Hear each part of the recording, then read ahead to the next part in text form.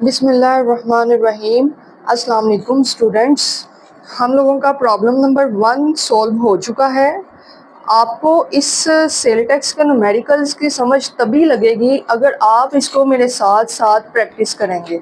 ठीक है, स्टार्ट करने से पहले अगर आपने चैनल को सब्सक्राइब नहीं किया तो आप लोग कर लीजिए। देखें, ये मेरा नहीं, ये आपका चैनल है, ये आपके लिए काम करता है। ठीक है, इसमें जो भी आप कमेंट सेक्शन में बताएंगे आपको किस चीज़ का सलूशन चाहिए, जो समझ नहीं लग रही, वहाँ पर आपको उसका रिस्पॉन्स भी मिलेगा और आपके उस प्रॉब्लम को दूर भी किया जाएगा, आपके लिए काम किया जाएगा। ये भी ऑन डिमांड वीडियो बन रही है कि सेल टैक्स के ये न्यूमेरिकल करवाए जाएँ।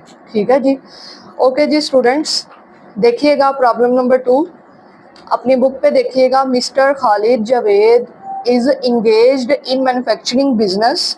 ही is registered with sales tax as manufacturer. ये एक रजिस्टर्ड मैन्युफैक्चरर है। यहाँ से हमने यही चीज़ बस देखनी होती है, यहाँ हमने लेना होता है कि कौन सा मंथ है।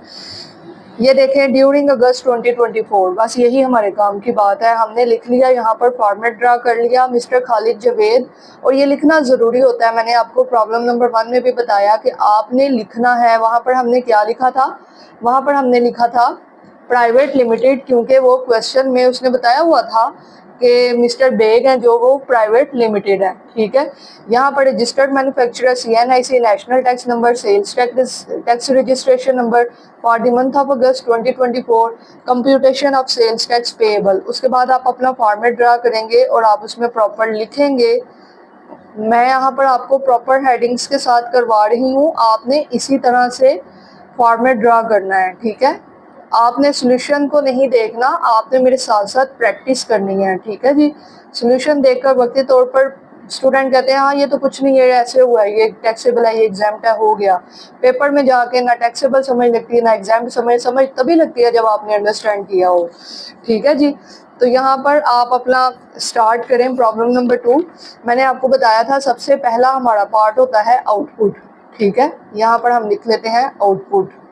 हमारे क्वेश्चन का फर्स्ट पार्ट होता है आउटपुट, जिसमें 3 तरह से आउटपुट आता है। फर्स्ट होता है उसमें टैक्सेबल आउटपुट, टैक्सेबल आउटपुट।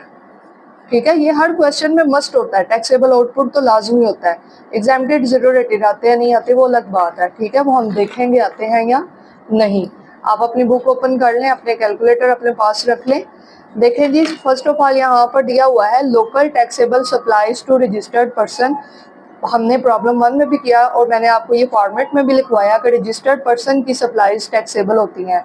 यहाँ पर आप लिखेंगे local taxable supplies to, local taxable supplies to registered persons. यहाँ पर अमाउंट दी हुई है 42 लाख। इसी तरह से इसको लिख लेंगे। सेकंड में लिखा हुआ है local taxable supplies to non registered person. मैंने आपको बताया था इस पर 22% टैक्स लगता है और हमने अपने प्रॉब्लम 1 में देखा कि किस तरह लगता है। ठीक है, अब यहाँ पर ऐसे ही लिख देंगे 10 lakh local taxable supplies to non registered person. यहाँ पर ये अमाउंट दी हुई है 10 लाख। साथ साथ आप प्रैक्टिस करें, नहीं तो वीडियो कहाँ देखी जाती है, एजुकेशनल वीडियोस देखना बहुत मुहाल होता है।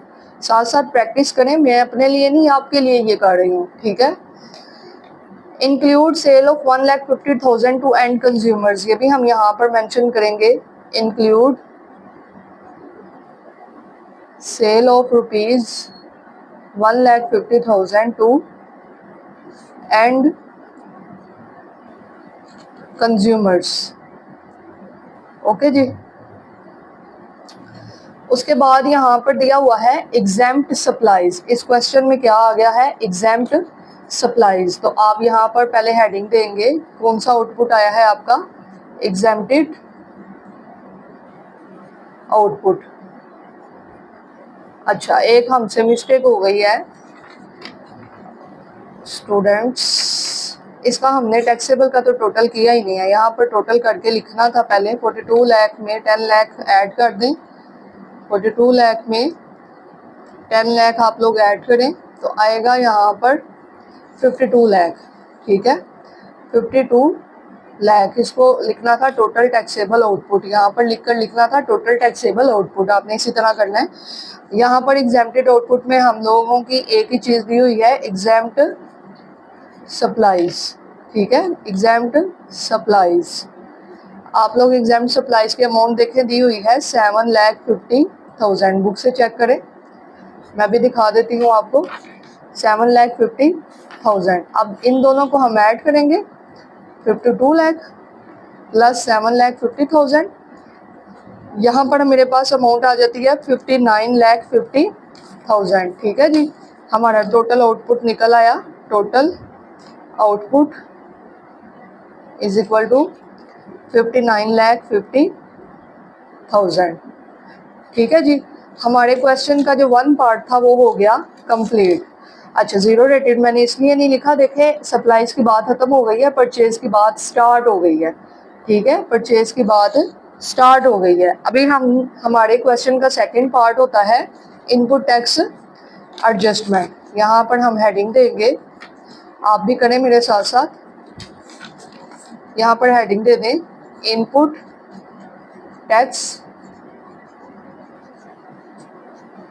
Adjustment rupees.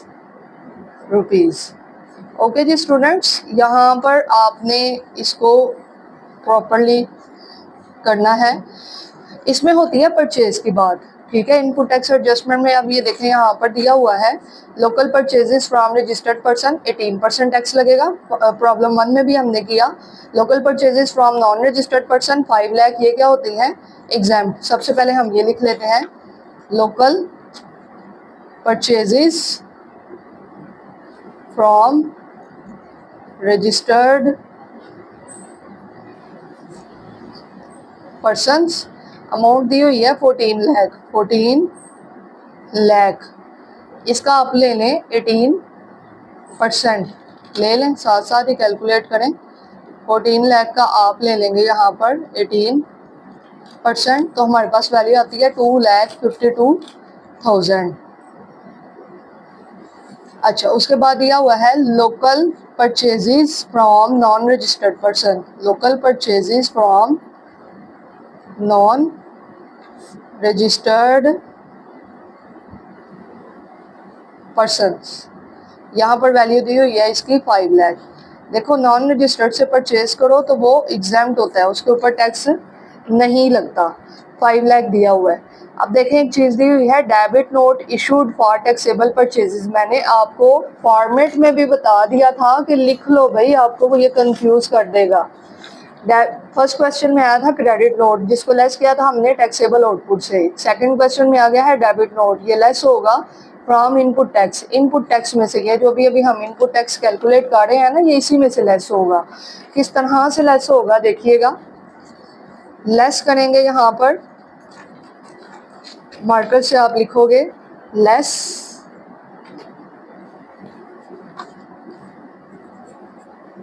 इसी तरह से आप करोगे, ठीक है। Debit note issued for taxable purchases लिखो, debit note issued for taxable purchases. यहाँ पर ये अमाउंट इसकी दी हुई है 3 लाख, ठीक है। 3 लाख का आप ले लोगे 18%, ठीक है। देखो, टैक्स की बात हो रही है ना जब, तो इसमें सब पे टैक्स ही लेना है। 3 लाख का आप ले लोगे 18%, तो वैल्यू आती है 54,000, ठीक है।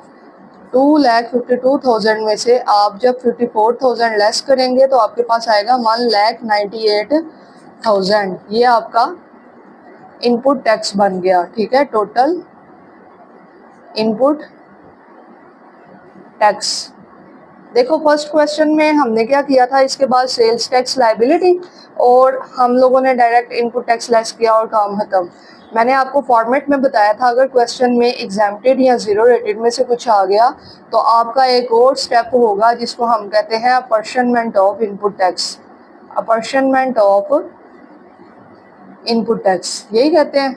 मैंने आपको बताया था फॉर्मेट, अगर किसी ने ड्रा किया होगा तो उसको याद होगा। टर्नओवर इस प्ले लिस्ट की फर्स्ट वीडियो में यहाँ पर आएगा इनपुट टैक्स। देखो कोई क्वेश्चन किसी तरह सॉल्व करेगा, कोई किसी तरह, आपका आंसर आ जाएगा, आपने इसी पैटर्न को फॉलो करना है।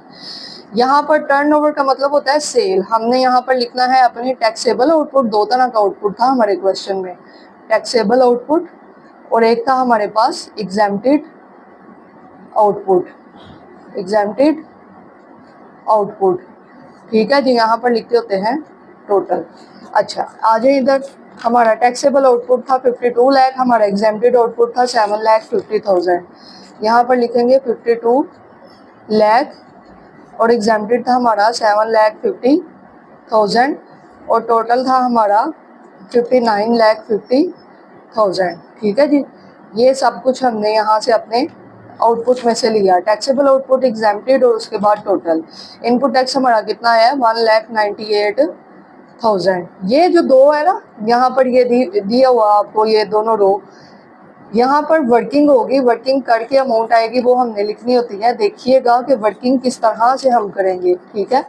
वर्किंग का तरीका कार देखिएगा कि अपॉर्शनमेंट की वर्किंग किस तरह से होती है।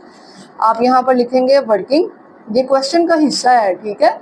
क्वेश्चन के लास्ट पर करनी होती है आपको। जब 24 न्यूमेरिकल की प्रैक्टिस कर लोगे सारी की सारी, आपको आइडिया हो जाएगा कितनी स्पेस छोड़नी है किस काम के लिए। तो मैंने ये सेपरेट पेज पे वर्किंग की N1 के नाम से और N2 के नाम से, दो वर्किंग है ना। किस तरह से करनी है बेटा आपने ये देखिएगा। पहले हम इसकी कर लेते हैं। तो आपने 52 लाख ऊपर रखना है, डिवाइड के नीचे रखना है टोटल 59,50,000 रुपीज़। 52 लाख, देखो मैंने कोई भी अमाउंट जो है ना बगैर रुपीज़ के नहीं लिखी, जो उसकी करेंसी का साइन है वो आपने लगाना है। 59,50,000 मल्टीप्लाई करना है आपने इससे, ऊपर ये नीचे ये मल्टीप्लाई ये, समझ रहे हैं, ये और ये मल्टीप्लाई कर दिया 1,98,000 से, तो आपके पास फर्स्ट अमाउंट आ जाएगी। सेकंड में आप लिखोगे 7,50,000 एग्जेम्प्टेड वाली, ये एग्जेम्प्टेड वाली, और डिवाइड में वही सब कुछ आएगा और कुछ भी चेंज नहीं होगा, सिर्फ ऊपर वाली वैल्यू चेंज होती है, ठीक है। 1,98,000। अब हम इसको करेंगे calculate one by one. 52 lakh, 59,50,000 multiply करेंगे 198,000 से, तो मेरे पास वैल्यू आई है 173,042.0। पॉइंट के बाद जीरो इग्नोर करेंगे, लिखेंगे 173,042, 173,042, ये वैल्यू आ गई। उसके बाद सेकंड वाला करते हैं 7,50,000 डिवाइड 59,50,000 मल्टीप्लाई 198,000। मेरे पास वैल्यू आई है 24,957। दोबारा से मिट गया मुझसे,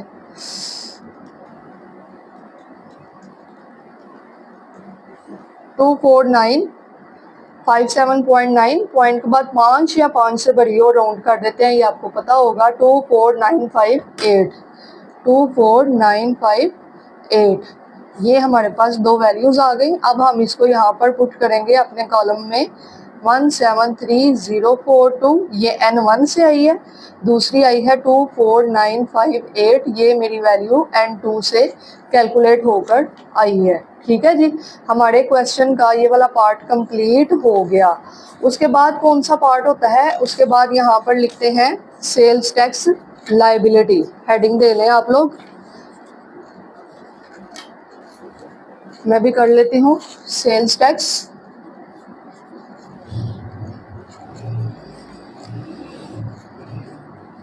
लायबिलिटी हमारे क्वेश्चन का नेक्स्ट पार्ट है और फाइनल पार्ट होता है ये सेल्स टैक्स लायबिलिटी। इसके अंदर हेडिंग आएगी हमारी, क्या आएगी जी, आउटपुट टैक्स। आउटपुट टैक्स मैंने फॉर्मेट पहले आपसे डिस्कस कर लिया हुआ है इस प्लेलिस्ट की फर्स्ट वीडियो में। आप लोगों ने अगर नहीं देखा तो पहले एक दफ़ा जाकर वो लेक्चर लीजिए।